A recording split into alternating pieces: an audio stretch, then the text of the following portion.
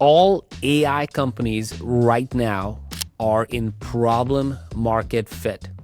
There's not one, none, regardless of what their revenue is in product market fit, much less in a platform market fit. Let me tell you why. We have assessed over at 2,000 companies over the last 5 years. Through our research, we call it the go-to-market assessment. Since we wrote the Move book, which became a Wall Street Journal bestseller, thousands of companies, CEOs that we have talked to, interviewed, and have done advisory work with, they've gone through this assessment. And the number one mistake most CEOs do is that they think they're in a product market fit, and they think they are in a product market fit because of the revenue. Some even think they're in a platform market fit. But when you really dig in, they really are not. They are actually in a problem market fit. And let me explain to you what that means. A problem market fit company is when your market has a real pain. They know it hurts, or at least they have that inclination they want it, and they're searching for a solution. That's why I say all AI companies are in problem market fit, because everybody's looking for a AI solution. So there's a huge market, and all these AI companies are trying to figure out, well, I can solve data problem, I can solve supply problem, I can solve demand problem, whatever that might be. You're still looking and searching for the problem market fit, and therefore that is a big challenge. That is a big area. Lots and lots of companies are here. They never move from here to the next stage, which is product market fit. And one more thing on problem market fit. You could be a $20 million company and still be a problem market fit. You might say, how? Well, let me tell you a quick story.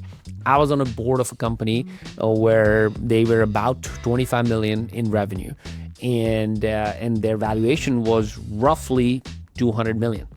And at the same time, there's a competitor that has only 5 million in revenue, and their valuation was $500 million.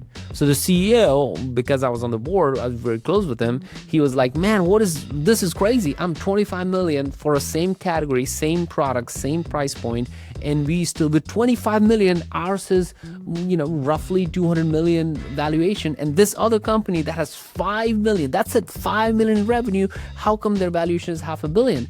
And I looked at him straight and said, dude, because you're in a problem market fit. He was like, are you crazy? I'm 25 million. The CEO was like, my friend, he is a friend, and he was really mad. And I'm like, look, here's the thing. The 25 million, when you break it down, it is for different ICPs, different type of customers, different geos. Your team is bloated. You need lots of customization. You're doing a different delivery every single time. The sales process cannot be replicated. Yes, you have a few big whales and big deals that has got you to 25 million, but it's not repeatable enough. You cannot go from 25 to 50 with the same. You're going to need so much money to raise. Therefore, your valuation is good, but not great. The $5 million business, it's replicable. Yes, they have a similar product, similar price range, but they're only focused on this one ICP and going after this one market and this one persona, and they're going to go to 10 to 20 to 25 million without even adding net new employees in their organization.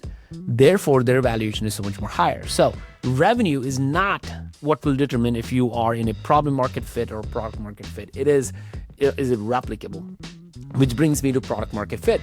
Your product, if it solves that pain point that you identified in a problem market fit and is better than any other alternative out there in the marketplace, maybe it is in price or package or positioning, the customers are going to stay, and they even might refer to other folks, and you might even be able to expand within that. That's where you get product market fit. Now, most AI companies have not achieved that. You might see this hockey stick of adoption on tools like Lovable and whatnot, but they have no idea. They have been there for a year, 2 years, maybe max. Who knows?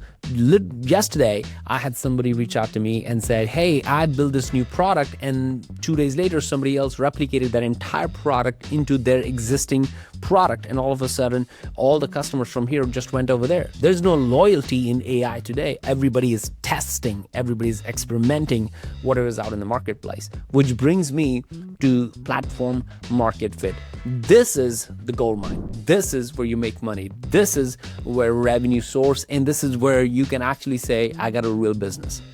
Your product becomes the system of record. Think about Salesforce for CRM. Think about HubSpot for marketing automation. Think about any other tool, no matter what industry you're in, you will know and recognize, yeah, this we can't do without that. It's not even a question of do we get any ROI out of it? It is how your business is transformed, because it is a system of record. Your customers will be building workflows around you, and switching cost is very, very high from your product to any other product. That's where you go into platform market fit, where you can now sell not only to them, but adjacent markets. You can go deeper to different personas. You can go into different ICP. You can go into a different region. This is how you become a platform, not just a point solution as a product. Now, the distinction of where you are, most CEOs absolutely miss it. Most CEOs I talk to have to validate, and they have validated the problem. They've done the customer interviews, they have heard the pain, so they assume, like, oh yeah, I have the pain, we have the product, and here's the market. So they assume that they have product market fit. But here's what really happens. Just because people have a problem doesn't mean your product is the answer. Problem market fit gets you early meetings. That's for sure. Product market fit gets you revenue. That's when they're ready to pay, you're in a product market fit. And a platform market fit gets you the moat. This is around which the entire business is running. Give you another example. If you think about businesses that have moat, I'll talk about like a blue collar business and a white collar business. So you think about like HVAC. We have an HVAC. I live in Atlanta, and over there one day the guy came in and said, hey, what if we actually do a monthly subscription for your HVAC units where you never have to worry about if they go down or not. We'll have service, we'll have maintenance. You don't even have to know about it. If there's an issue with fluid or whatever in it, coolant, we'll take care of it. It's going to be $100 a month. I'm like, sign me up. Because it's going to be very hard to switch, and it is going to be for not just my house, but also my rental house. We signed up across the board. Take a white collar job. Think about a CRM platform, like, to yank it. Like I'll tell you, like Pardot, for example. When Pardot got acquired by Salesforce, Pardot is a marketing automation company that I ran marketing at. And then we got acquired by ExactTarget, and ExactTarget, we got acquired by Salesforce for $2.7 billion, right? And Pardot is a marketing automation. Guess what? Salesforce had Eloqua, another marketing automation platform in it. It was so hard for them to yank everything out of that marketing automation. The switching cost was so high that even though we were selling marketing automation of Pardot, Eloqua was still there behind the scenes doing the work. So it was very hard. So that's why it's a platform market fit. That's where you get the moat.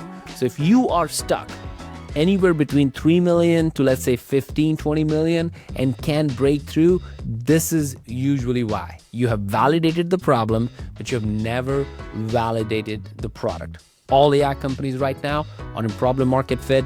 If your organization is looking and trying to figure out, I will highly encourage you to go to runongtmos.com/move, where it will help you to figure out what your next move should be, regardless of what stage you're in. It will assess if you're in a problem market fit or product market fit or platform market fit. It will give you frameworks so you can literally deploy those in your organizations to move and transition, and it will help you figure out, diagnose, pinpoint exactly what you need to do, as 2,000 plus other companies have used it to do, to move from one stage of the business to another, because that movement is going to drive the greatest transformation for your business.